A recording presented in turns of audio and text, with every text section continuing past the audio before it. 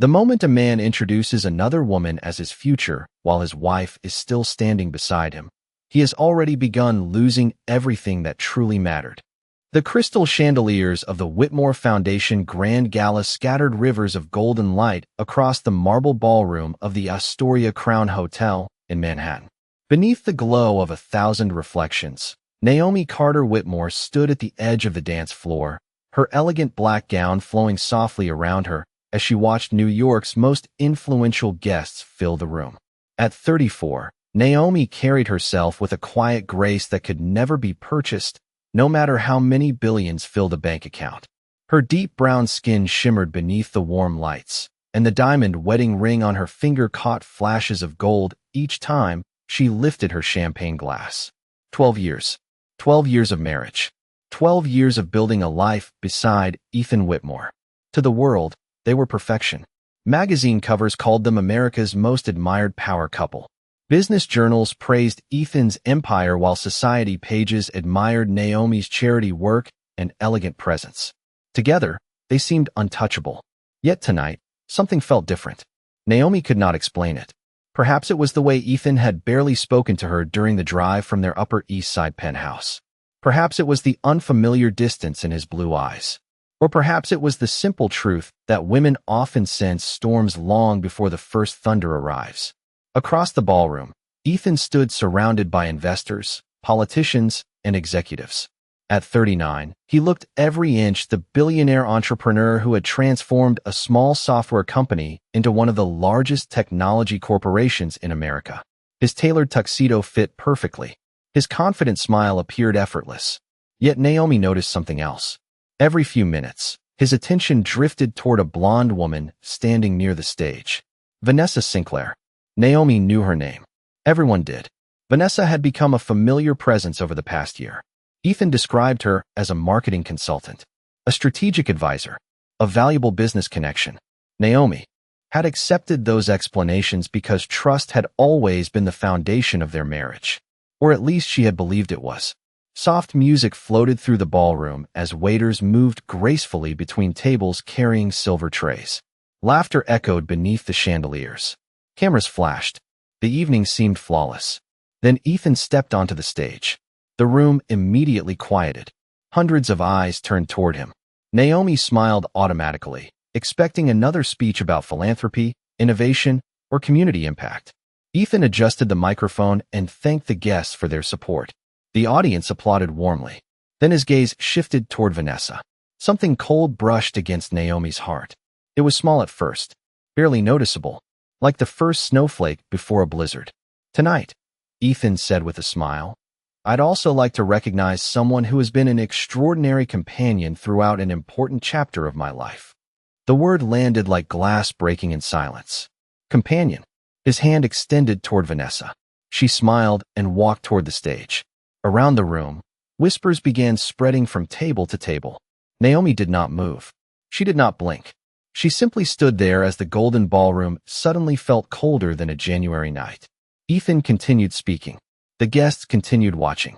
Vanessa stood beside him beneath the spotlight. But Naomi heard none of it anymore. Because in a single moment, she understood exactly what everyone else was beginning to understand. And somehow the humiliation was not the worst part. The worst part was realizing that the man she had defended, trusted, and loved for more than a decade had chosen this stage, this audience, and this night to reveal who he had truly become. Slowly, Naomi lowered her champagne glass. Her expression never changed. Her shoulders remained straight. Her dignity remained untouched. She slipped her hand into the small satin clutch she carried and felt the folded document resting inside. Earlier that afternoon, a confidential envelope had arrived at her office. She had not yet opened it. She had planned to review it tomorrow morning. Now, standing beneath the chandeliers, while whispers spread through the crowd, she suddenly felt its weight. For reasons she could not explain, she knew her life was about to change forever. Without a word, Naomi turned away from the stage and began walking toward the grand ballroom doors. The crowd parted instinctively as she passed. No tears, no confrontation, no scene, only silence. Yet as the doors closed behind her, leaving the glittering gala behind, Naomi had no idea that the unopened document inside her purse contained a secret capable of destroying everything Ethan Whitmore believed he controlled. The cool Manhattan air wrapped around Naomi as she stepped onto the quiet sidewalk outside the Astoria Crown Hotel. Behind her, the gala continued beneath crystal chandeliers and polished smiles, but the woman who entered that ballroom no longer existed.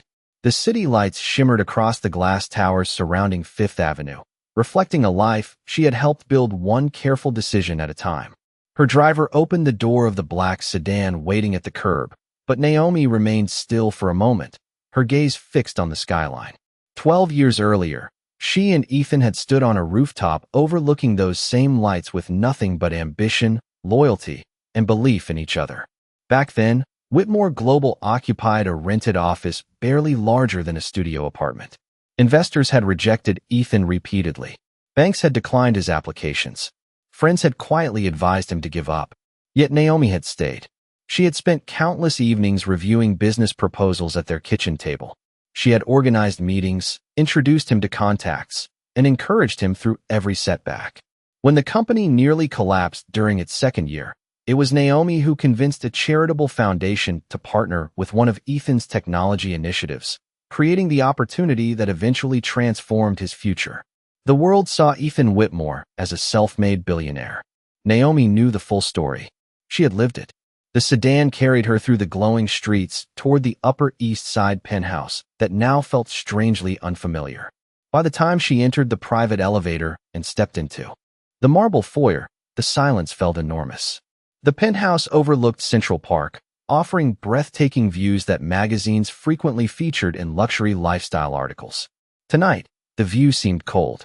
Naomi crossed the living room and placed her satin clutch on the grand piano near the windows. For several moments, she simply stood there listening to the distant sounds of the city. Then her eyes settled on the envelope she had carried all evening. The cream-colored package remained unopened. Earlier that afternoon, her executive assistant had delivered it with unusual urgency. Confidential, personal, time-sensitive. Naomi had intended to review it after the gala. Slowly, she slid a finger beneath the seal. Several documents slipped onto the piano. Financial statements, internal reports, legal correspondence. Her brow tightened. The first pages referenced Whitmore Global. The next pages referenced offshore entities she had never heard of before.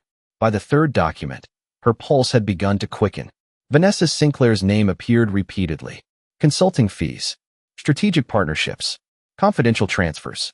The amounts were staggering. Millions of dollars. Naomi sat down carefully on the piano bench. The room suddenly felt smaller. She continued reading.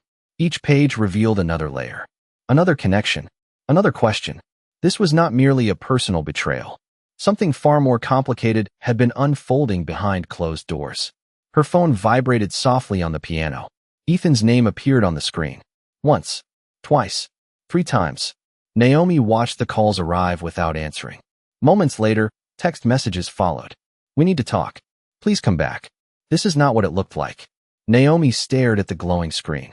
For the first time in years, she felt no urgency to explain, defend, or understand. Only clarity. Outside, a light rain began falling across Manhattan. Tiny droplets traced silver paths down the glass windows. Naomi gathered the documents into a neat stack and looked toward the city beyond. Somewhere across town, Ethan was still standing inside the world they had built together. What he did not know was that the foundation beneath that world had already begun to crack, and buried inside the papers resting before her was a truth powerful enough to bring everything crashing into the light. Morning arrived beneath a blanket of gray clouds that stretched across Manhattan like unfinished questions. Naomi had not slept. The stack of documents remained on the grand piano exactly where she had left them, illuminated now by the pale light filtering through the floor-to-ceiling windows. She stood barefoot beside the glass, a cup of untouched coffee cooling in her hands. Below, Central Park was beginning to wake. Runners followed familiar paths. Dog walkers crossed damp sidewalks. Life continued with remarkable indifference to personal heartbreak. Yet inside the penthouse, everything had changed. Naomi returned to the documents and opened the final folder. Unlike the others, this one contained correspondence between attorneys, consultants, and several shell corporations registered outside the United States. Certain names repeated frequently. Vanessa Sinclair, a private investment group, 2 executives from Whitmore Global. The pattern became impossible to ignore. Payments had been approved through channels designed to avoid scrutiny. Projects had been awarded without competitive review. Consulting agreements had generated enormous fees despite producing little measurable value. Naomi's eyes narrowed as she turned another page. Then she found something unexpected. Attached near the back was a confidential memorandum prepared months earlier by an internal compliance officer. The report raised concerns about financial irregularities and recommended a formal investigation. Beneath the recommendation appeared a single handwritten note. Case closed. Authorized by E.W. Naomi stared at the initials. Ethan Whitmore. Her husband had seen the warning. He had chosen to bury it. The realization settled heavily across the room. A soft chime interrupted her thoughts. The private elevator doors opened, and her longtime attorney, Rebecca Collins, stepped into the penthouse carrying a leather portfolio. Rebecca had known Naomi for nearly a decade. She was brilliant, discreet, and fiercely loyal. One look at Naomi's face told her everything she needed to know. Neither woman spoke immediately. Rebecca simply placed her portfolio on the dining table and removed her coat. Finally, she said, "I received your message at 6:30 this morning. How serious is it?" Naomi slid the documents across the table. Rebecca reviewed them carefully. As the minutes passed, her expression grew increasingly concerned. "These are not minor issues," she said quietly. "If these records are authentic, they raise questions far beyond a marriage." Naomi nodded. "I know."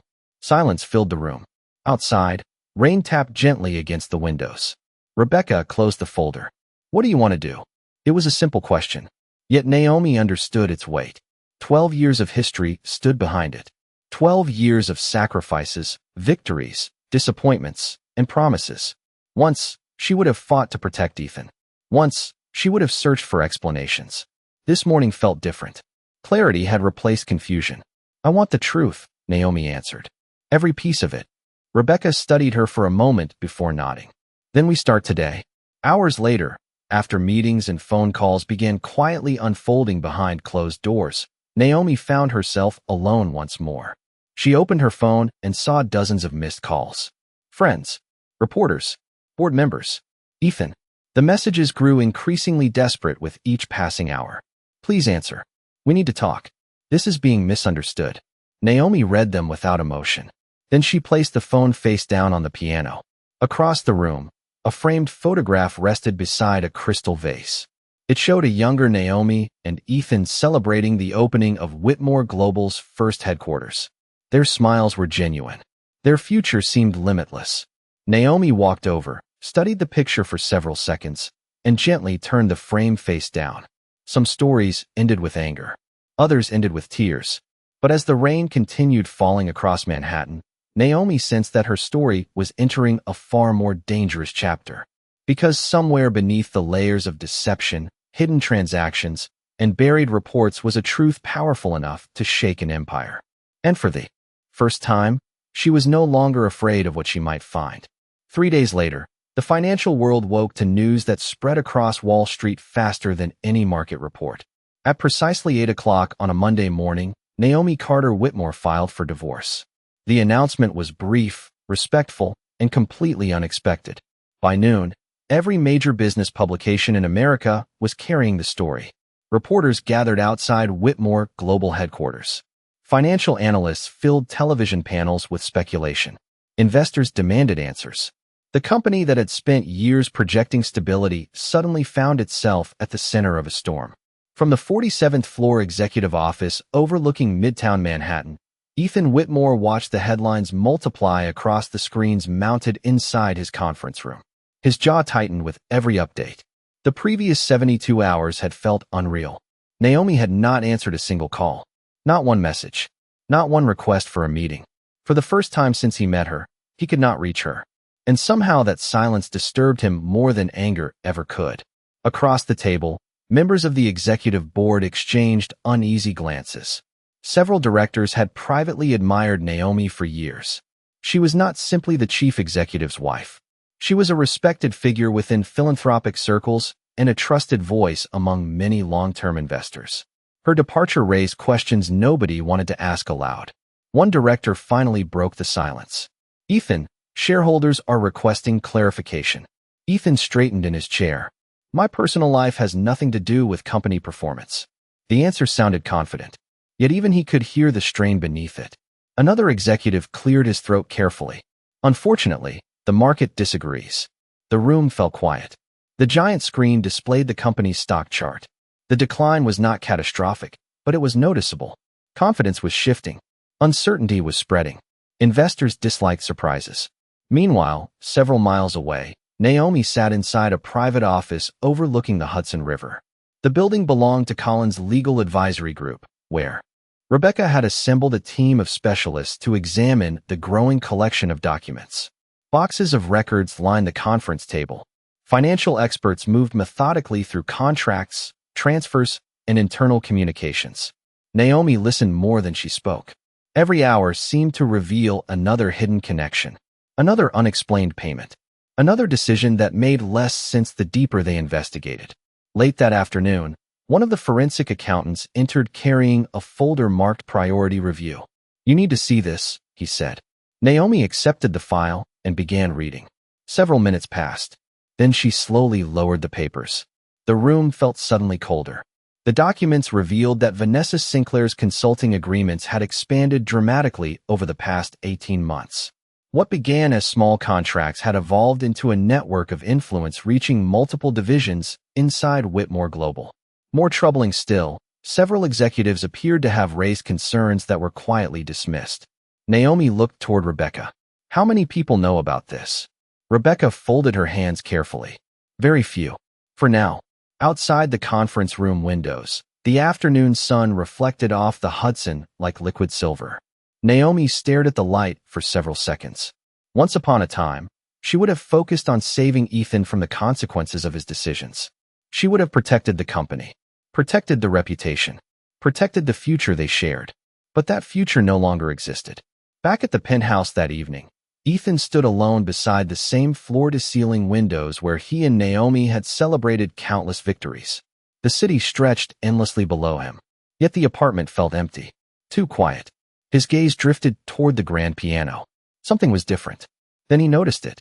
The framed photograph from their first headquarters opening was gone. Not broken, not damaged, simply gone. For reasons he could not explain, that small absence struck harder than the falling stock price or the relentless media coverage. Because for the first time, Ethan began to understand a painful truth. Naomi had not left in anger. She had left in certainty. And certainty was far more difficult to undo. The first signs of collapse rarely arrive as disasters.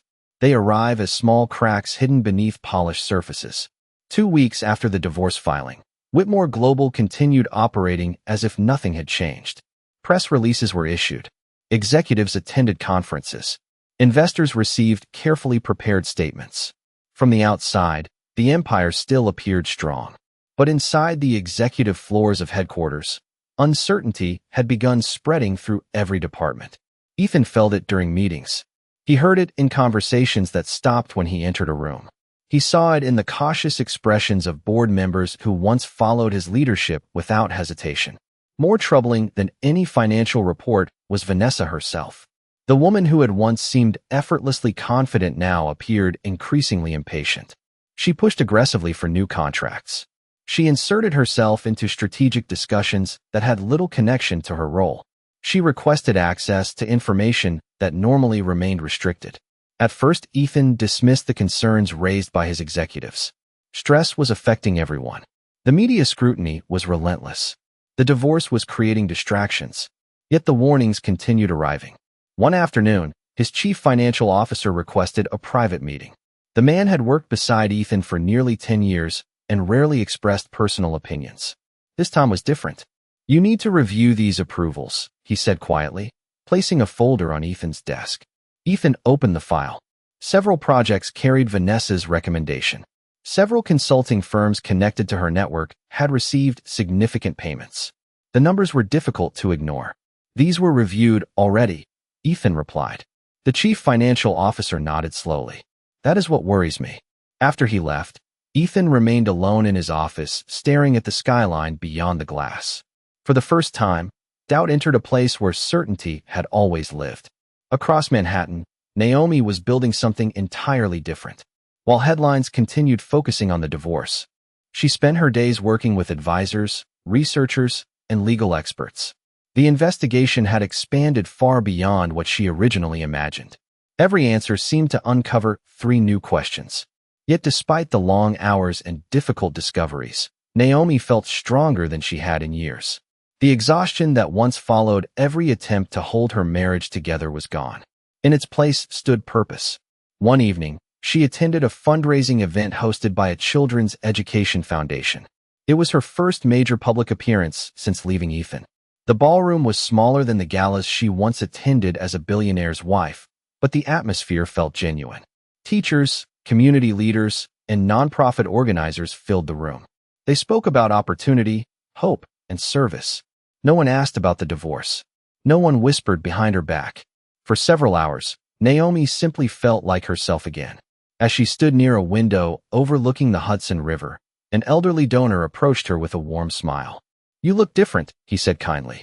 Naomi laughed softly. "Is that a good thing?" The man nodded. "You look lighter."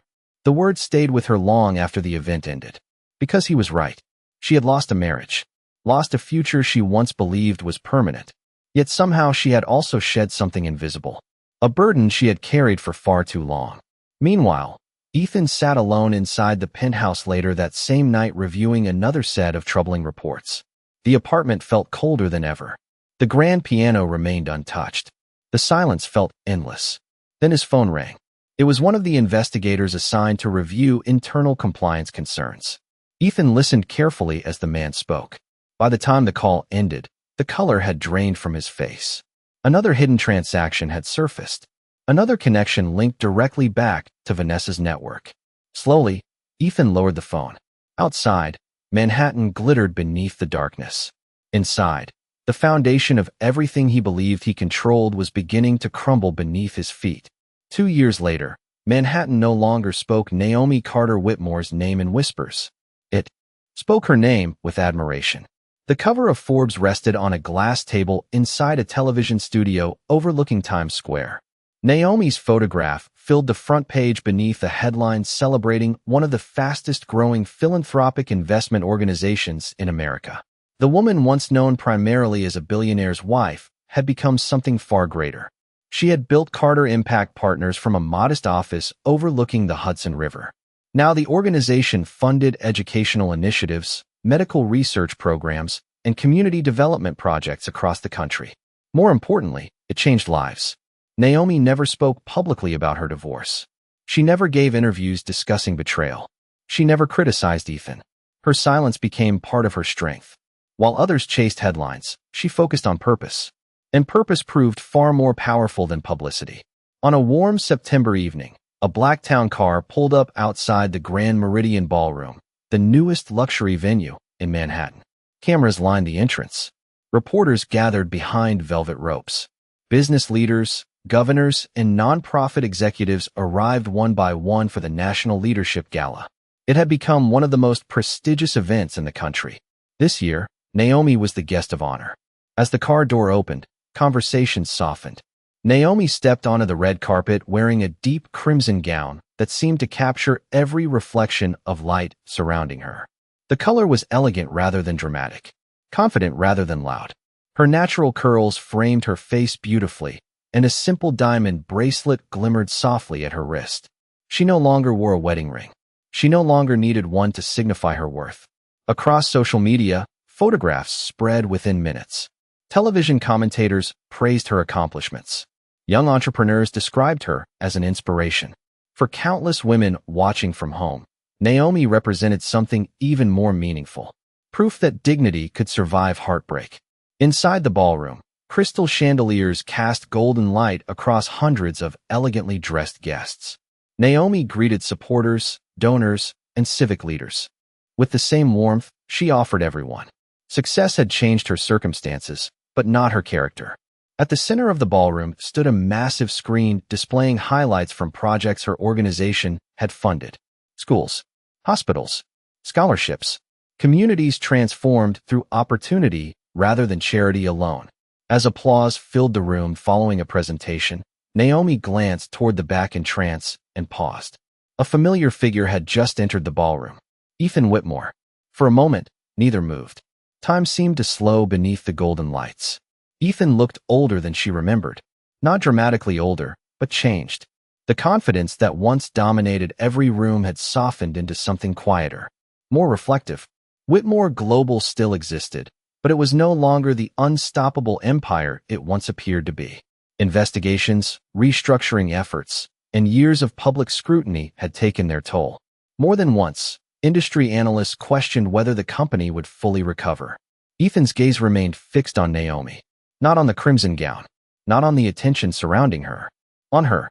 The woman he once believed would always remain beside him. As applause echoed once again through the ballroom, Ethan realized something painful. The remarkable woman standing beneath those chandeliers had always possessed this strength, this intelligence, this grace. The world was finally seeing what he had spent years taking for granted. And as Naomi stepped onto the stage to accept another standing ovation, Ethan understood that the greatest loss of his life had never been financial. It had been the moment he failed to recognize the value of the person who had believed in him before anyone else did. 3 weeks after the National Leadership Gala, the truth finally reached daylight. It did not arrive through rumors or anonymous leaks. It arrived through official findings. Regulatory investigators completed a lengthy review of financial records connected to multiple consulting agreements approved during the final years of Naomi's marriage. News outlets across the country interrupted regular programming to cover the story. Financial networks dedicated entire segments to the findings. Corporate governance experts filled television panels discussing accountability, oversight, and leadership failure. Inside Whitmore Global headquarters, executives moved through hallways with quiet urgency. The polished confidence that once defined the company had vanished. In its place stood caution. Transparency reviews expanded. Internal audits multiplied. Every decision was examined under a microscope. At the center of the controversy stood Vanessa Sinclair. The investigation revealed that several consulting arrangements tied to her network had generated enormous payments while delivering questionable value. Additional records uncovered relationships between outside firms that should have triggered compliance reviews years earlier. One by one, details emerged. One by one, assumptions collapsed. Ethan sat alone inside the executive conference room, where he had once celebrated billion-dollar acquisitions. The long walnut table stretched before him beneath recessed lighting. Stacks of reports covered nearly every surface. For hours he reviewed documents he should have read years earlier. Every page seemed to carry the same painful message. Warnings had existed. Questions had been raised. Opportunities to investigate had appeared repeatedly. Yet he had ignored them. Not because he lacked intelligence. Not because he lacked experience. Because he trusted the wrong person while slowly pushing away the one person who had always challenged him to look deeper. Late that evening, Ethan opened an archived file prepared by a compliance officer nearly 3 years earlier. Attached to the report was a recommendation for a comprehensive review of several contracts. The recommendation had never been implemented. Ethan stared at the document until the words blurred. Then he noticed a note attached to the file. It was written by Naomi. The date appeared beneath her signature. The message was simple. Small concerns become large problems when good people choose convenience over truth. Ethan closed his eyes.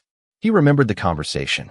Naomi had approached him privately after reviewing a charity partnership proposal. She had encouraged him to ask more questions, to verify more information, to protect the integrity of the company they built together. He had dismissed her concerns. Now the memory felt heavier than any financial loss. Across the city, Naomi received the news with remarkable calm. She sat inside the headquarters of Carter Impact Partners reviewing scholarship applications when Rebecca entered her office carrying a tablet. "It is everywhere," Rebecca said softly. Naomi looked at the headlines for several moments before setting the tablet aside. She felt no satisfaction, no triumph, only sadness for what had been lost. Because beneath every scandal stood a simpler truth. None of this had needed to happen. Integrity had been available at every crossroads. Different choices had always been possible. Later that afternoon, Naomi attended the opening of a new educational center funded through her foundation. Children filled the building with laughter. Teachers welcomed families through bright hallways lined with artwork and books. As Naomi listened to students describe their dreams, she felt grateful. The future still existed.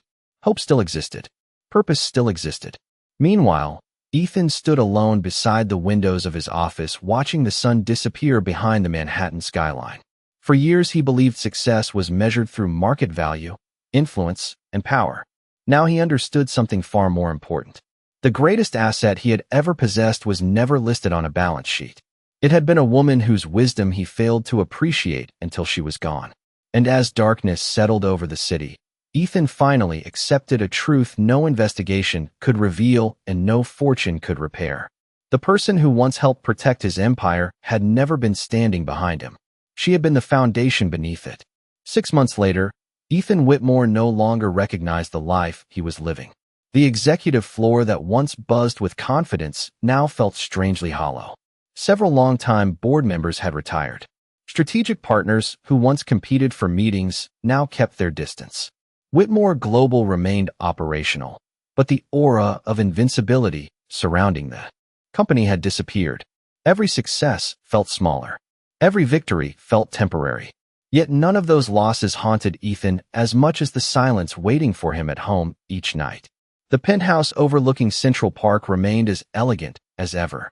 The marble floors still reflected the city lights. The grand piano still stood near the windows. But the warmth was gone. For years he had believed success would protect him from loneliness. Instead, success had become the quiet witness to it. One cold November evening, Ethan opened a storage cabinet he had not touched in years. Hidden behind old business awards and framed magazine covers sat a collection of boxes Naomi had carefully labeled throughout their marriage. Curious, he carried one into the living room and opened it. Inside were photographs, handwritten notes, event programs, newspaper clippings documenting milestones from the earliest days of Whitmore Global. Ethan slowly flipped through them. There was a photograph from their first charity fundraiser, another from the night they signed their first major client.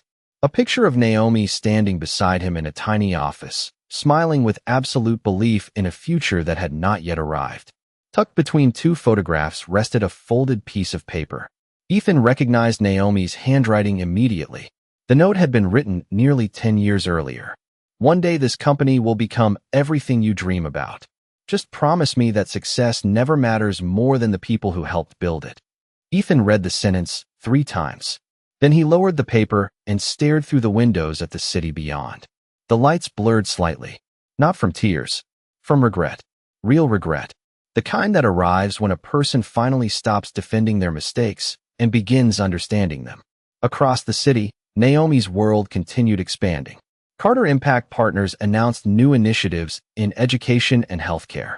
Universities invited her to speak. Community leaders sought her guidance. Yet the greatest satisfaction came from quieter moments. A scholarship recipient graduating college. A family receiving support during difficult times.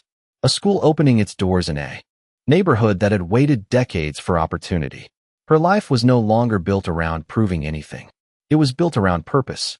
One afternoon, while preparing for a leadership conference in Chicago, Naomi received an unexpected package. Inside was a single photograph. It showed the opening day of Whitmore Global's first headquarters. She and Ethan stood together in front of the building. On the back was a handwritten message. I finally understand what you gave me. I am sorry it took losing you to see it. There was no signature. None was needed. Naomi stared at the photograph for a long moment before placing it carefully inside a desk drawer. She felt sadness, compassion, even forgiveness. But she did not feel temptation. Some chapters belonged to memory. Not because they lacked value, because they had already taught the lessons they were meant to teach. Meanwhile, Ethan stood alone at the annual company holiday gathering later that December. Music drifted softly through the ballroom. Executives exchanged polite conversation.